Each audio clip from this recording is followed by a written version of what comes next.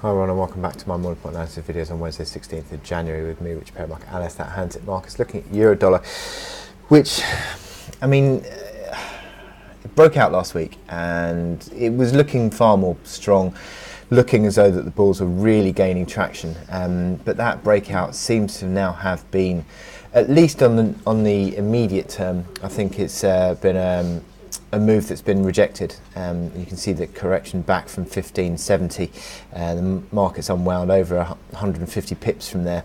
And I've been talking about the pivot band around 1420, which is fairly prominent actually on the hourly chart. You can see here market pivoting around that point, and the fact that the market found support there yesterday, then broke, and sort of is now again finding resistance around that pivot point. So it's a key level to look out for, I think, near term, but the market needs to sort of start to track back above that and then hold a move above it. But you look at these hourly indicators here, the RSI failing at 60, going back to 30 and below.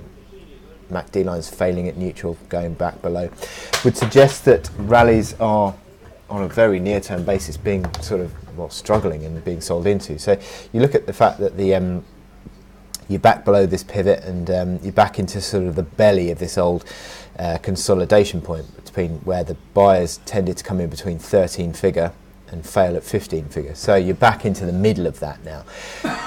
The interesting thing will be whether the market can start to form support and then pull back above sort of 15 figure again, because that is the key level now to, I think, to once again generate the upside momentum, because you had that move yesterday, the old 15 figure resistance coming back in basically yesterday morning as the market failed at 1490 before sort of closing sharply lower again. So I think that what we've got is the market is playing out the process of a basing pattern, but it seems to have had a bit of a false start really. The momentum indicators still remain pretty decent actually, above the 40s and sort of pushing towards 60.